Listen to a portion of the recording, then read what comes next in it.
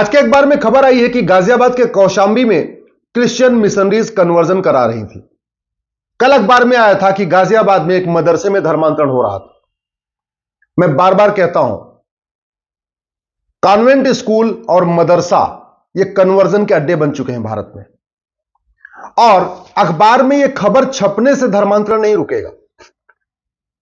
गाजियाबाद उत्तर प्रदेश में आता, उत्तर प्रदेश में योगी आदित्यनाथ जी मुख्यमंत्री है, इसके बावजूद मिशनरीज की इतनी हिम्मत पड़ रही है कि गाजियाबाद में आके धर्मांतरण करा रहे हैं। मैं बार बार कहता हूं, डॉक्टर बहुत अच्छा हो, जब तक दवा अच्छी नहीं होगी बीमारी ठीक नहीं होगी। ड्राइवर बहुत अच्छा हो, जब तक गाड़ी अच्छी होगी नहीं अच्छी होगी यात्रा सुरक्षित नहीं होगी। मिस्त्री भले अच्छा हो, लेकिन जब तक सीमेंट बालू अच्छा नहीं होगा घर सुरक्षित नहीं होगा। सच्चाई यह है कि हम 9 राज्यों में खत्म हो चुके हैं, 200 जिलों में खत्म हो चुके हैं, 900 तहसीलों में खत्म हो चुके हैं, और उसका मूल कारण है धर्मांतरण, घुसपैठ और जनसंख्या विस्फोट। और यह धर्मांतरण, घुसपैठ और जनसंख्या विस्फोट यह मठ मंदिर बनाने से नहीं रुकेगा, भागवत कथा करने से, राम कथा करने से, देवी जागरण कराने से नहीं रुकेगा, यह अखबारों में खबर छपने से नहीं रुकेगा, यह मीडिया में डिबेट करने से नहीं रुकेगा, सोशल मीडिया में वीडियो शेयर करने से धर्मांतरण का या फोटो डालने से धर्मांतरण नहीं रुकेगा, नेताओं के भाषण से धर्मांतरण नहीं रुकेगा, अभिनेताओं के फिल्म बनाने से धर्मांतरण नहीं रुकेगा, लेखकों के लेख लिखने से धर्मांतरण नहीं रुकेगा, कवियों के कविता पाठ करने से धर्मांतरण नहीं रुकेगा। धर्मांतरण रुकेगा केवल और केवल कठोर कानून बनाने से, और कोई तरीका नहीं है। इसका सीधा सीधा उदाहरण देख लीजिए।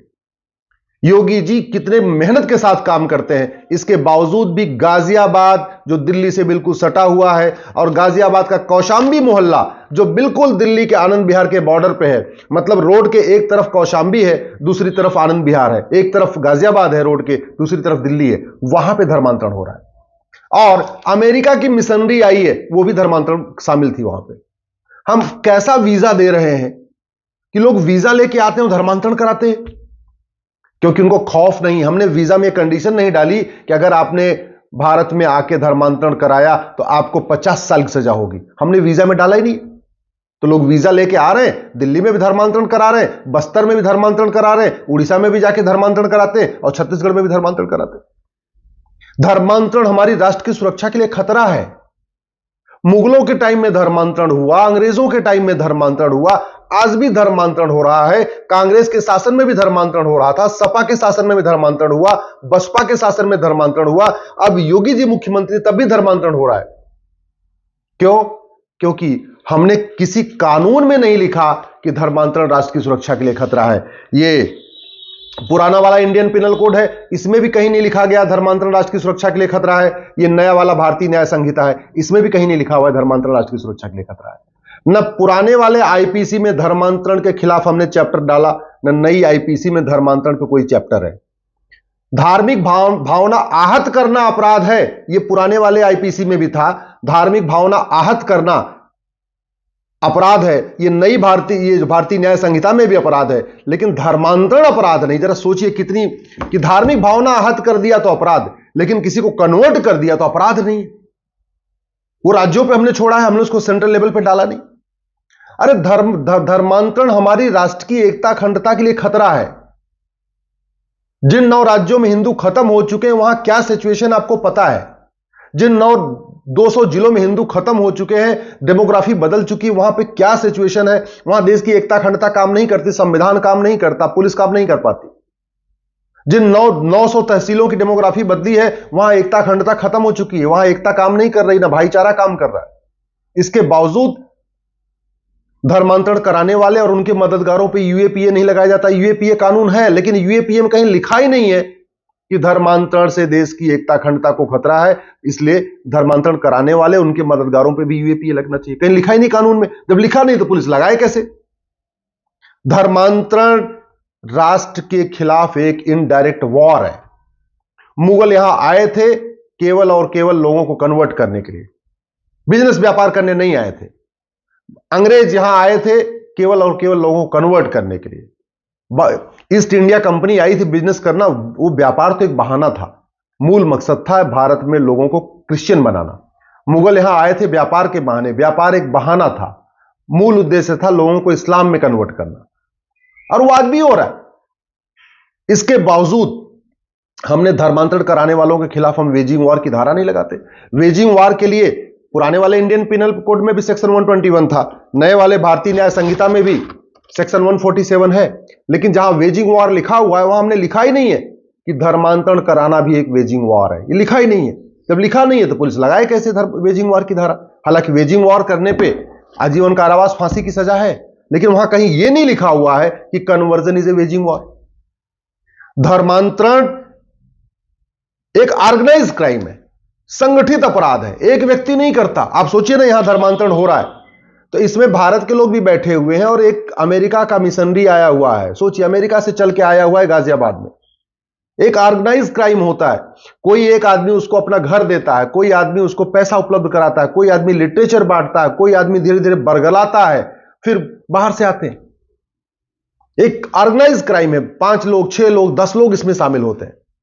इसके बावजूद धर्मांतरण एक संगठित अपराध है। यह हमने गैंगस्टर एक्ट जहां हमने बनाया तो है, लेकिन उसमें कहीं लिखा नहीं है कि धर्मांतरण एक संगठित अपराध है। महाराष्ट्र में मकोका है, गुजरात में गुजकोका है, लेकिन कानून में कहीं नहीं लिखा हुआ है कि धर्मांतरण भी एक संगठित अपराध माना जाएगा। अगर वो होता तो यूपी गवर्नमेंट गैंगस्टर एक्ट लगा देती धर्मांतरण कराने वालों के खिलाफ, महाराष्ट्र मकोका लगाती, गुजरात सरकार गुजकोका लगाती, लेकिन है ही नहीं है। इसी तरीके से धर्मांतरण की पूरी फंडिंग विदेशों से आ रही है, हवाला के जरिए भी आ रही है और एफसीआरए के जरिए भी आ रही है। यह 2010 वाला जो कानून है एफसीआरए, यह कांग्रेस ने बनाया ही था यहां के मिशनरियों को, माओवादियों को, नक्सलियों को, अलगाववादियों को फंडिंग कराने के लिए। लेकिन आज तक वो कानून खत्म नहीं हुआ। जब कानून खत्म नहीं हो रहा है तो विदेशी फंडिंग नहीं रुक रही, विदेशी फंडिंग नहीं रुकेगी तो धर्मांतरण नहीं रुकेगा। अल्टीमेटली पैसे के लिए सब लोग धर्मांतरण कराते। धर्मांतरण नशे के द्वारा कराया जा रहा है। स्कूल में, कॉलेज में, डिग्री कॉलेज में, यूनिवर्सिटीज में पूरा ड्रग स्मगलर ने अपना नेटवर्क फैला दिया है। पहले वो हम यंग जनरेशन को नशे में ढकेलते हैं, उनको एडिक्ट बनाते हैं, नशे का एडिक्ट। किसी को गांजे का एडिक्ट बना देंगे, किसी को शराब का एडिक्ट बना देंगे, किसी को किसी और नशे का, अफीम का एडिक्ट बनाएंगे, किसी को चरस का एडिक्ट बनाएंगे। और जैसे ही वो युवा नशेड़ी हो गया, उसके बाद उसको कन्वर्ट कराना बहुत आसान है। उसके लिए फिर नशेड़ी आदमी के लिए हिंदू बनना या क्रिश्चियन बनना कोई फर्क नहीं पड़ता, उसको तो नशा चाहिए। तो फ्री में नशा बांटा जा रहा है। क्यों? क्योंकि नशे के खिलाफ हमारे पास कठोर कानून नहीं है। नशा तस्करों की 100% प्रॉपर्टी जब्त करने, उनकी सिटीजनशिप खत्म करने, उनको आजीवन कारावास, फांसी देने के लिए हमारे पास कानून नहीं है। हवाला के जरिए फंडिंग आ रही है, लेकिन हवाला के खिलाफ हमारे पास कठोर कानून नहीं। हवालाबाजों की 100% प्रॉपर्टी जब्त करने, उनकी सिटीजनशिप खत्म करने और उनको आजीवन कारावास, फांसी देने के लिए हमारे पास कानून नहीं है। विदेशों से फंडिंग आ रही है, एफसीआरए हमने खत्म नहीं किया। जो लोग कन्वर्जन कराते हैं उनको और उनके मददगारों की 100% प्रॉपर्टी जब्त करने, आजीवन कारावास, फांसी देने और उनकी सिटीजनशिप खत्म करने के लिए हमारे पास कानून नहीं है। इसलिए मैं बार बार कहता हूं, अगर आपको लगता है धर्मांतरण रुकना चाहिए तो यह कहने से नहीं रुकेगा।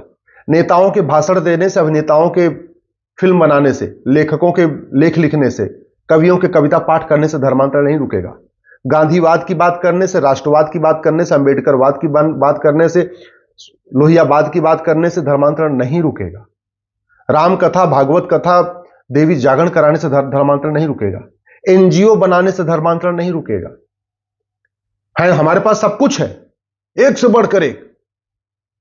नेता भी हैं, अभिनेता भी हैं, लेखक भी हैं, बुद्धिजीवी भी हैं, पत्रकार भी हैं, कलमकार भी हैं, डिबेट करने वाले भी एक से बढ़कर एक हैं। बड़े बड़े भगवत कथावाचक, कृष्ण कथावाचक, राम कथावाचक, जागरण करने वाले कवि बड़े बड़े हैं। सब कुछ तो है, लेकिन जानते क्या नहीं है? कठोर कानून नहीं है।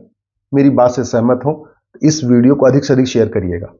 और एक बात याद बता दूं आपको, दल गुलामी छोड़ दीजिए। आज के नेता, अभिनेता, लेखक, बुद्धिजीवी, पत्रकार, कलमकार 25 साल के बाद आपके बच्चों को बचाने नहीं आएंगे। कानून बचाएगा आपके बच्चों को, आने वाली जनरेशन को केवल कानून बचा सकता है। इसलिए धर्मांतरण कराने वालों, उनके मददगारों की 100% प्रॉपर्टी जब्त करने, उनकी नागरिकता खत्म करने और उनको आजीवन कारावास, फांसी देने के लिए कानून बनाए, कानून की मांग करिए। नहीं तो धीरे धीरे धीरे, अभी तो 9 राज्यों से खत्म हुए हैं, 200 जिलों से खत्म हुए हैं, 900 तहसीलों से खत्म हो चुके हैं। आने वाले टाइम में आप अपने शहर में भी माइनॉरिटी हो जाएंगे।